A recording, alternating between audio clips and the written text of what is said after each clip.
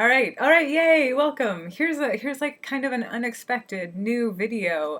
It's not going to be really a lecture, but more of just some tips on what we talked about in class on Monday, which is to say the third declension, and then perhaps more importantly or more practically, I'd like to just walk us through some noun adjective practice. So at the end of this, you'll have some paradigms to consult and some strategies to practice this as we go into the midterm. But before we do that, let's just revisit the third declension. I actually read this very long article prompted by the class on Monday about the third declension, and it was honestly a 50-page article about how the third declension is really just a hodgepodge of many different forms, that there may be some things that shouldn't be considered third declension, but we just shove them in there to make it make sense. So it's a daunting declension, but it also has the best words. So we'll embrace it, and you'll learn to love it, and it'll make us feel stronger. But so I just wanted to really emphasize some sort of tips, some helpful things as you approach learning the third declension, and just to make sure we have some documented facts about what you need to know. So most importantly, for all of these third declension nouns, you're responsible for the entire dictionary entry, and that's really just so you know how the word works. You can't just know the nominative singular, because the nominative singular is this kind of unique little thing. So for every third declension noun, you need to know the nominative singular, the genitive singular, the gender, because those things you cannot surmise. You cannot guess from Rex what its stem is. You can't really guess what its gender is. You can probably guess that it means king, but that only gets you so far. So so here, Rex, here's our dictionary entry. And so the reason you need to know that genitive singular is because that's what tells you the stem, what the stem is to which you'll be adding all of your endings. So you know Rex Regis, so you know reg with the G, not an X, is the stem, and that's where you add your endings. And when you know it's masculine, you'll know how to make an adjective agree with it. When you're reading, you'll know which adjectives agree with it. I don't know if you can hear these dogs. It's like a dog fight. It's fun. It's fun around here living. So anyhow, so dictionary entry. And so once you know the genitive singular, you know the stem, you know the whole verb, because the endings are just something you memorize separately and you attach to each stem. So rex is nominative, but then regis, regi, regem, rega, reges, regum, regibus, reges, regibus. There's not much to say about the endings. You just have to remember them. Is, s, ibus, as, ibus. You just have to somehow get those into your head, paying special attention, of course, to that genitive plural, which looks very much like a singular in other noun declensions. And I think otherwise they're kind of straightforward, not too unusual or crazy. And these endings, blank, is, s, ibus, s, ibus, these are the same for feminine nouns and for masculine nouns. So that's pretty nice. It's you don't have to learn a whole third feminine form, which is great. But these endings do slightly differ when we are dealing with third declension neuter nouns. So Carmen, Carminis is a third declension neuter. Look at that N. When we look at the dictionary entry, we can see that Carmen is the nominative. Great. But it's only by looking at the genitive singular that we can get the stem, this Carmine with an I. So you will never have a case where you add any ending onto Carmen. All of your endings will go onto Carmine. And there you go. And so the endings in the neuter do slightly differ, as you can see here. So just like all neuter nouns, the nominative and the accusative are the same. Carmen and Carmen, then Carmina and Carmina. And also similar to second declension neuters, in the nominative and the accusative plural, we have an A ending. So remember, with our second declension neuters like witium, we had witia in the nominative and accusative plural. Similarly here, we have Carmina in the nominative and accusative plural. But otherwise, the endings match up to the masculine feminine endings exactly. So Carmen, Carminis, Carmini, Carmen, Carmina, Carmina, Carminum, Carminibus, Carmina, Carminibus. Yeah, I wish we were in class. I would be so curious to know if any of you watched the show Laverne and Shirley, which was a big one when I was, well, it was old already in the 80s when I was growing up, but the main character's boyfriend, Shirley's boyfriend in Laverne and Shirley was called Carmine, and he was a singer. And as I was pulling this up, as I was writing this out, it struck me for the first time, I haven't watched that show in 25 years, that Carmine means with song, and he was a singer. So just to show Latin, it's so useful. Makes life a little more magical. Carmine was great. They're all probably dead now. Gosh, I think they are all dead. Maybe Shirley's still alive. Anyhow, so there you go. There's your third declension. To practice for the midterm, I would suggest taking all of your nouns. We have like a nice hodgepodge of nouns in this chapter and the previous chapter. So take a first declension noun. Make sure you can write out the entire declension. Take a second declension noun. Make sure you can write out the entire declension. And of course, with the third, take it out. Make sure you can write it out. Another good practice would be to go through all of the nouns we've learned so far, literally every single noun, and make sure you know how to tell what declension it belongs to. Because if you can't go back to chapter 1 and look at those nouns and know that they're first declension, we have a problem that we need to work through. But if you can look at, say, in this chapter, Pax Pacus, and know that that's third declension, but then look at Regina Reginae and know that that's first declension, then you're doing well. Okay, so now this noun adjective agreement. I almost wonder if I make this too big because you all did really well on the quiz. So let's just run through this. Let's practice these together, and then you practice them by yourself, and it's going to be great.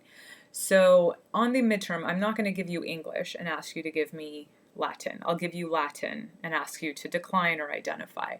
But it's good practice. It's always good practice to do the harder thing. So I'm going to start with English. We're going to figure out what the Latin is, and then we're going to decline. So if you have the phrase foolish person, the first thing you want to do is figure out what you're working with, and you can only do that by identifying the noun. The noun is the key thing. So here, the word person that I'm looking for is homo homines. Homo can mean man, but it can also mean person. It's to be distinguished from wir, which can only mean man. Homo can mean man or woman, person. It's more generic. So homo is person, but homo is also, remember, from homo homines, masculine, person. So even though we could be talking about a female homo, it's still a masculine noun. Homo homines is masculine, so that's the important thing grammatically. So, and then foolish is coming from the adjective stultus, stulta,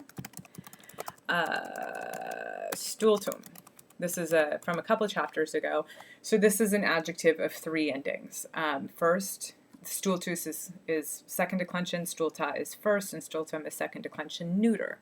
So we've got our Latin dictionary entries. Great. So now we need to figure out what the next step is, which is what form of our adjective agrees with our noun, and we know that it's the masculine form. It's the stultus form. So that's going to be our nominative singular of foolish person. We're going to have homo stultis. Oh, nice, it's bolded. Sorry, stultus. Masculine nominative singular. And so then what we want to do is just go through and decline this. So there's 2 ways you can do it. You can either go through, and let's do the noun first and then add the adjective, and we'll do it a different way with the next one. So go through and decline the noun. So homo homines, homini, hominem. Oh, I see why it's bolding. It's fine. Homine in the ablative singular, and then homines, hominum, hominibus, homines, homines, and then hominibus. So there's our noun in the third declension. Because we learned declensions as a unit, it might make sense for you to do it that way. And then you'll go through and find the masculine form of stultus in all of its cases. So the genitive masculine form of stultus is stulti. The dative form is stulto. The accusative form is stultum. Ablative form, stulto. And then here we'll have stulti, stultorum, stultis, shorter, stultos, and then stultis again. And there you would have a perfectly declined phrase, foolish person. So I just did the noun and then did the adjective, making sure the genders were consistent and correct in both, and that's all you have to do. And so let's say, for example, on an exam, I asked you for the dative, give me 2 or 4, a foolish man. If you have to go through all these steps to get through the dative, that's fine. I'm sure that that's what I did. Take your time, there's no rush. We got tons of time. And you just keep doing it until it either settles in or we move on to a new topic. So that's one way of doing it. Let's go ahead and look at a feminine. So our state. So if you were presented with a situation in which you wanted to put our state into Latin, you would first figure out what the word state was, and you would come upon the word civitas. Civitatis, feminine, means state. So this is, we can tell by the genitive singular is, third declension noun. So we know that it's feminine. We know that its stem is civitat. And that's a good start. That's basically all we need to know. And then our, the adjective our, we know is coming from noster, nostra, nostrum. So this adjective is interesting because we can't look at noster to figure out what the stem is. We have to look at that feminine, that's the stem, nostr. But nicely also, the form of noster, nostra, nostrum that agrees with civitas is nostra. That's the feminine form of the adjective. So we wind up with our state in Latin is nostra civitas. And that's our nominative singular. So we can put that in this box, and it is a delight. And then, so now let's just go ahead and do them one by one. Rather than doing the whole noun and the whole adjective, let's see what happens, how much more easy or difficult it is to just do them together. So the genitive form of, let's start with the noun always, the genitive form of civitas is civitatis, and the genitive feminine singular form of nostra is nostrae. So civitatis nostrae, of our state. The dative form of civitas is civitati. The dative form of noster is nostrae again. So civitati nostrae, 2 or 4, our state. The accusative singular form of civitas is civitatem. The accusative singular form of nostra is nostram. Civitatem nostram. The ablative form of civitas is civitata. And the ablative form of noster in the feminine is nostra, with that long mark over the A. Nostra. It was just, I think it's going to take me too long to find that A. So just remember that this A has a long mark. In the plural form of civitas is civitates. The feminine nominative plural form of noster is nostrae. Nostrae civitates. The genitive form of civitas in the plural is civitatum. The genitive form of nostra is nostrarum. Civitatum nostrarum. The dative, we'd have civitatibus, very long, civitatibus, and then this is shorter, which is nice, nostris. The accusative form of civitas is civitates, and the accusative form of the adjective is nostras. And then finally, the ablative, we would have civitatibus, nostris, once again. So there's just a couple little things that are just worth noting to take a break from this practice for a second.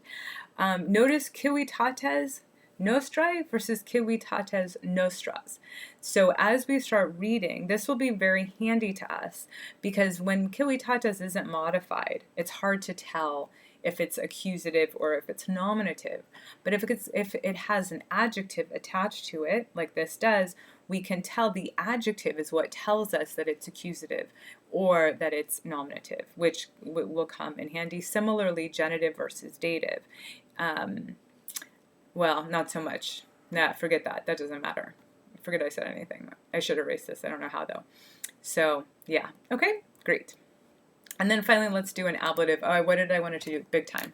Just because I thought that was funny. Because we use big time so idiomatically in English, or at least we used to.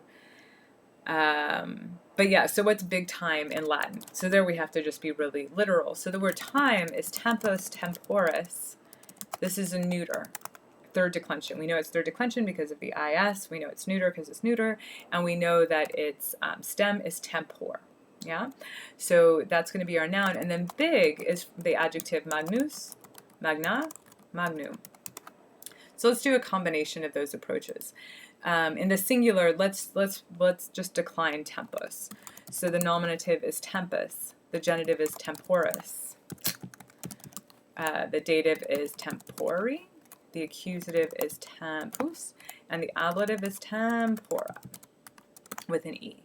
And then if we wanted to put this all in, we want to make magnum modify all of it, we'll have magnum tempus, magni temporis, magno tempore in the dative. We'll have magnum again in the accusative, and then we'll have magno in the ablative. So there's the singular. If we did this in the plural, we'd have tempora. That would be our neuter nominative plural. And magna would be the neuter nominative plural form of magnum. In the genitive, we'll have temporum, magnorum. In the dative, we'll have temporibus, magnis. In the accusative, again, we'll have tempora magna, big times. And in the ablative, we'll have temporibus, magnis. So there's a couple different ways of going about it. The key is to keep those endings straight. Like I like to think of it as columns. You have your third declension column and you have your second declension adjective column, right? And they're not going to match up. Sometimes they will, and it's wonderful, but a lot of times, especially in the third declension, they won't. So you just have to, and you know, a lot of you are writing little charts out. I love that. I think that's a really great way. If you can get a paradigm down and then just keep going back to that paradigm, that's perfect. It's a really good way of doing it. Or, you know, you could just have an amazing memory and have those paradigms inscribed in your memory, and that's great as well. So anyhow, I hope this was helpful. We will be in class tomorrow, Wednesday, just practicing, and yeah. Okay, I think that's it.